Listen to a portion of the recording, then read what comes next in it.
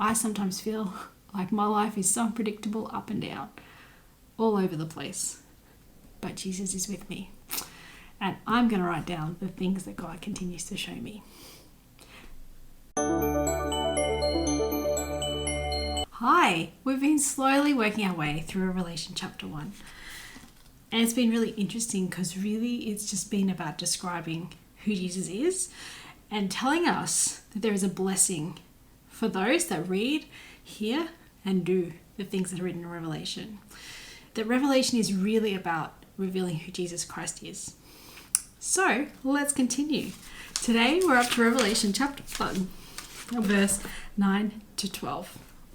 Let's start. I, John, both your brother and companion in the tribulation and kingdom and patience of Jesus Christ, was on the island that is called Patmos for the word of God and for the testimony of Jesus. We see a few things repeating here.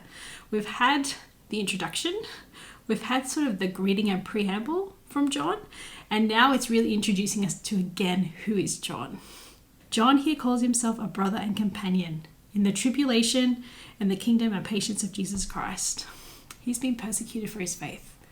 He's an old man who spent time with Jesus, and he knows what it's like.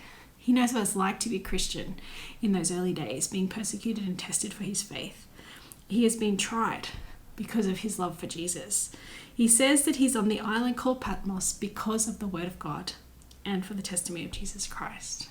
It is because of the things he's saying and how he lives his life that he's on the island of Patmos. Patmos is about 10 miles off the coast of Turkey. It's closer to Turkey than to Greece, though it is a Greek island now.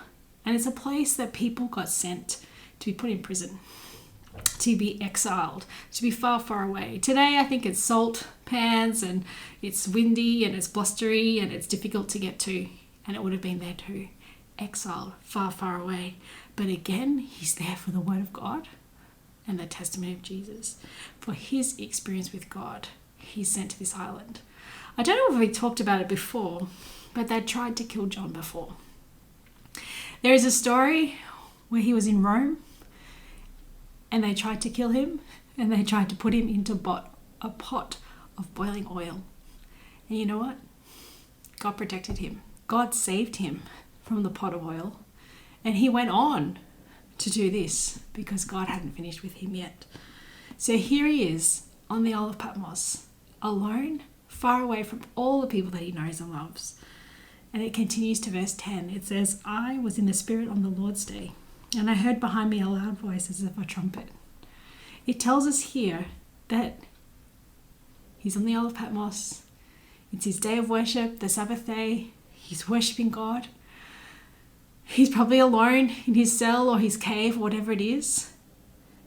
And behind him, he hears a loud voice, as loud as a trumpet. When do you hear trumpets? Trumpets mark important things. Trumpets are king's arrivals, announce proclamations, are in the Olympic Games, they have trumpets to herald the arrival of the medals and things like that. Like, trumpets signify something important's going to happen. So John knows that something important's going to happen. And in verse 11, it tells us what the voice says. It says, I am the Alpha and the Omega, the first and the last. And what you see, write in a book and send it to the 7 churches which are in Asia, to Ephesus, to Smyrna, to Pergamos, to Thyatira, to Sardis, to Philadelphia, and to Laodicea. The voice identifies themselves. It says, I am the Alpha and the Omega. We've heard these words before. We know that this is referring to Jesus. So repeat from verse 8. Tells us, I'm the Alpha and the Omega. This time it says, I'm the first and the last, identifying who he is. And he says, I'm going to tell you something. And what I tell you, I need you to write down. Yeah? Write in a book and send it to the 7 churches. And if we keep reading in chapter 2 and chapter 3 of Revelation, it expands on these 7 churches. But these 7 churches are 7 cities in what is known as Turkey today, ancient Turkey. And it was the mail route.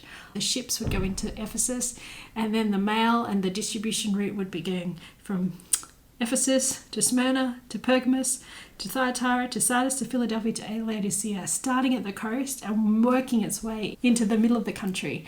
Yeah, stopping along the way. So when he's writing these letters, he's writing along a mail route.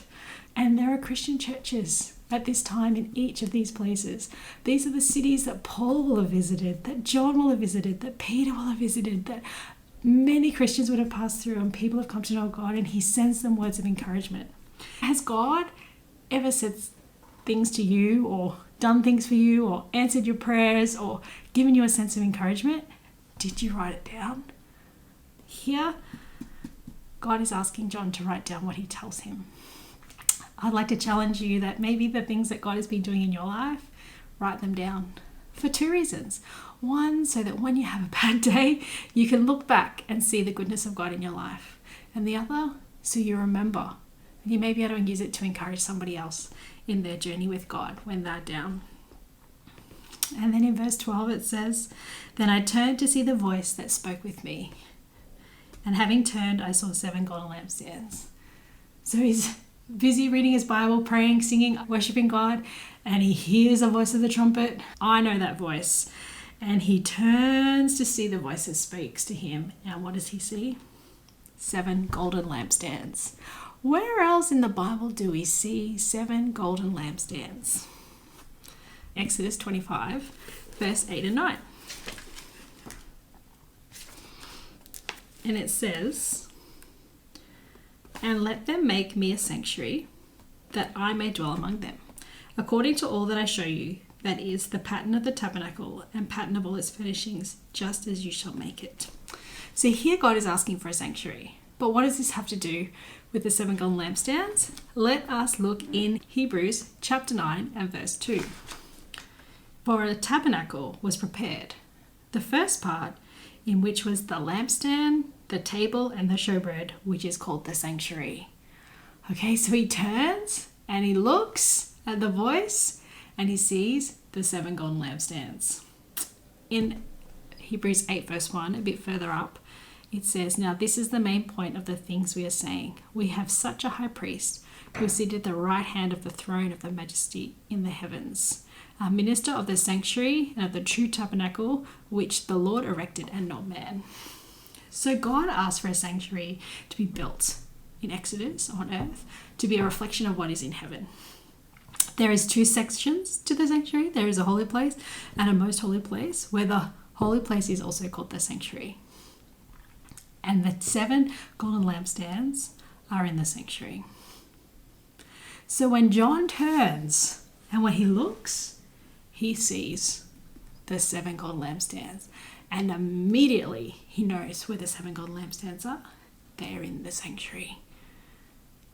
Yeah. Later on in chapter 1, verse 20, it will tell us that the lampstands are representing 7 churches. But immediately, the first thing that comes to his mind is that Jesus is in the sanctuary. He's in the holy place. He's in the space that has the 7 golden lampstands. He's not in the most holy place. Now, you may have questions about the sanctuary. It's a big and glorious topic. We'll continue to unfold bits of this as we go along. But what we can tell you here is that even in your darkest, most trying hours, like John is here, he's imprisoned for his faith, what he believes, for standing up for what is right. Jesus still knows where he is. Jesus comes to visit him. He continues to worship God, no matter where he is and what he's doing. And the things that God is about to reveal to him, he says to write it down.